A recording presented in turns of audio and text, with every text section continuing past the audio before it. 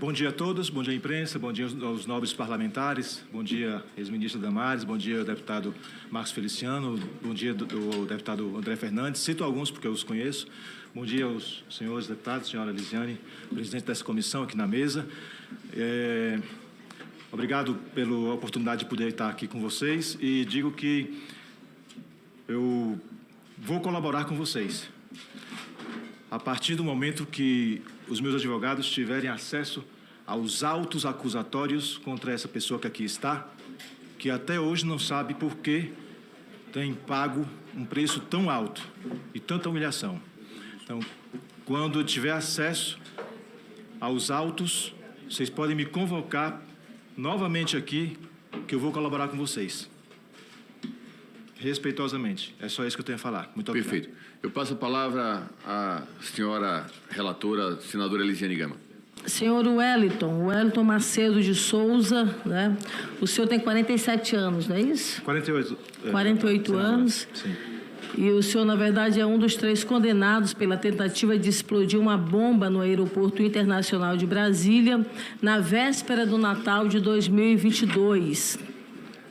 Portanto, responde aí, já é condenado e respondeu por várias outras denúncias referentes especificamente a fake news. Nós já ouvimos aqui o senhor George Washington, que também foi condenado e consta sobre ele de que ele teria confeccionado a bomba que foi colocada no veículo com 60 mil litros de combustíveis que poderia explodir ali nas imediações do aeroporto de Brasília. Senhor Wellington, eu vou lhe fazer aqui algumas perguntas. Não, só. E aí o senhor vai, conforme a situação, nos respondendo ou não. Como já foi colocado, o senhor tem um direito constitucional que lhe assiste de manter, de fato, o silêncio. Levantamento, senhor Wellington, no site do Tribunal de Justiça do Ceará, e lá nós localizamos várias ações ajuizadas contra o senhor. Há pelo menos 100 registros de ações que foram ajuizadas, eu diria quase que na sua totalidade, são ações referentes a notícias falsas. Para além disso, o senhor, isso aí no estado do Ceará, precisamente em Sobral, o senhor veio para Brasília, e aqui em Brasília temos o registro de que o senhor foi preso no dia 3 de setembro de 2021. Depois, o senhor, na verdade, conseguiu o direito à prisão domiciliar com direito à tornozeleira eletrônica. Na argumentação feita pela sua defesa, o senhor teria sofrido uma depressão e teria perdido aí algo em torno de 18 quilos, né? Na sequência, então, o senhor consegue o direito a esse regime domiciliar, precisamente no dia 15 de outubro de 2021, e permanece, então, com tornozeleira eletrônica, que daqui a pouquinho nós vamos discorrer mais sobre o que se deu a partir deste momento. Eu pergunto ao senhor, o senhor poderia nos explicar por que tantas ações contra o senhor precisamente sobre fake news, sobre notícias falsas?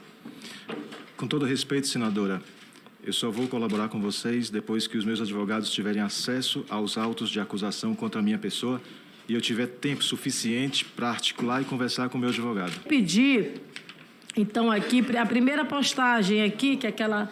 A postagem, pode soltar para mim? Ali, ó, veja só o que é que se diz no texto ao lado. Ele coloca a foto ao lado do Sérgio Reis e ao lado, abre um pouquinho mais. Nós vamos... Isso, nós vamos quebrar o inimigo, né? E aí ele vem, na verdade, com vários vídeos, inclusive com postagens do Sérgio Reis. Eu vou ler aqui para vocês, na denúncia da PGR, veja só. Segundo a PGR, eles teriam convocado a população por meio de redes sociais a praticar atos criminosos e violentos de protesto à véspera do feriado do 7 de setembro, durante uma suposta manifestação e greve de caminhoneiros. E aí, nas convocações, viria o seguinte: todos os brasileiros, sem exceção, a irem a Brasília para fazer um grande acampamento e exigir a exoneração dos 11 ministros do Supremo Tribunal Federal e o julgamento pelo Superior Tribunal Militar contra os crimes que cometeram. Aí ele cita o seguinte: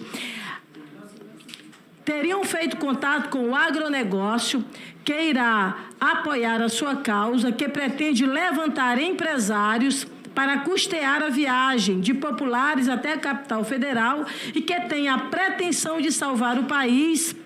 Aí cito o termo dessa carniça podre, chamada ministros podres do Supremo Tribunal Federal. O que na verdade, Rogério, nos coloca a necessidade de fazer esse aprofundamento?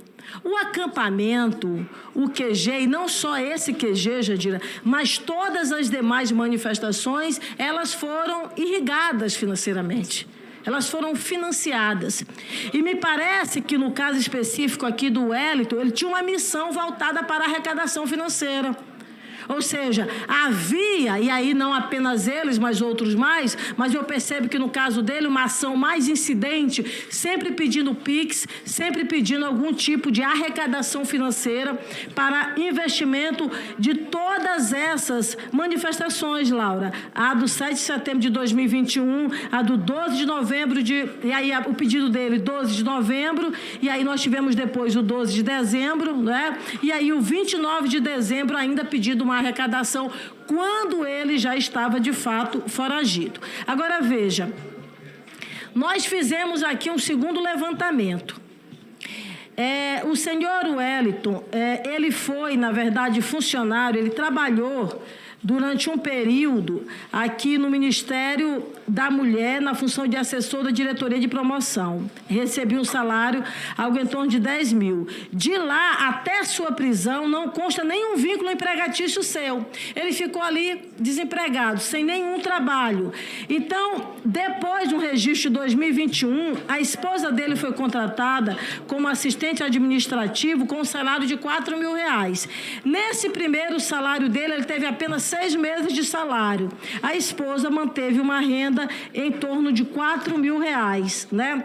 Ele, inclusive, chegou a dizer que teria sido fraude, enfim, mas tanto ele quanto a esposa chegaram a receber o auxílio emergencial, ele por 4 meses e a esposa por 12 meses. Agora, veja, no meio de todo esse volume, desempregado, sem ter acesso a uma renda financeira que justificasse, em 2021, ele compra uma Mitsubishi Pajero Dakar, pelo levantamento, algo em torno de R$100 mil.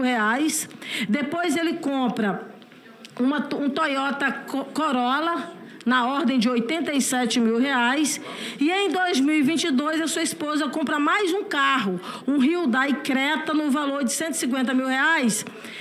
Bom lembrar que esse Creta foi o veículo que ele utilizou em relação ao tentado à bomba, né? Acompanhar pela televisão uma bomba no aeroporto quando o filho está desembarcando.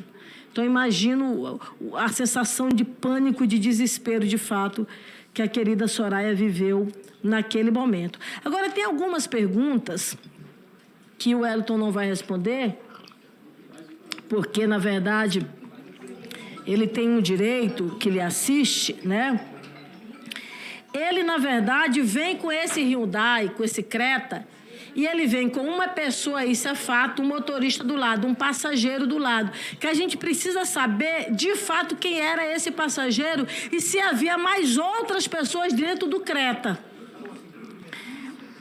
O inquérito que foi feito pela Polícia Civil do Distrito Federal mostra claramente que havia mais uma pessoa. Então, seria muito bom se ele pudesse nos responder quem era essa outra pessoa que estava com ele no Creta, né? Se, de fato, ele estava como motorista ou como passageiro, né? Além... É porque, na verdade, a gente não vai... Mas eu vou perguntar mais uma vez. O senhor estava dirigindo... O senhor era o motorista ou o senhor era o passageiro naquele veículo? Quando os meus advogados tiverem acesso aos autos acusatórios e eu tiver tempo de articular com a minha defesa, eu volto aqui e colaboro com o trabalho de vocês. Além do motorista, então, portanto, poderia haver mais alguém dentro do Creta. mais alguém dentro daquele veículo.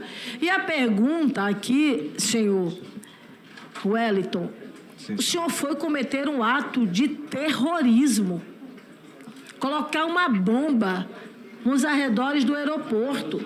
A gente precisaria entender se a sua esposa tinha conhecimento disso, se ela cedeu o carro consciente do que o senhor ia fazer, ou se ela não tinha consciência disso. Até acredito que poderia não ter consciência, porque é algo realmente com uma atrocidade vil.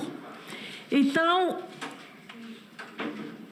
o veículo, na verdade, era da sua esposa. Ela teria ou não teria conhecimento? Ela consentiu ou não consentiu?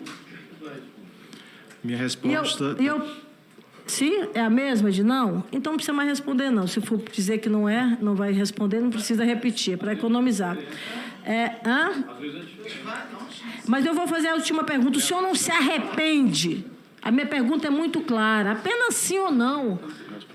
Até em nome da sua família. O senhor não se arrepende de usar o carro da sua esposa para colocar uma bomba dentro de um carro de combustível? A resposta, senadora, é a mesma. Tá.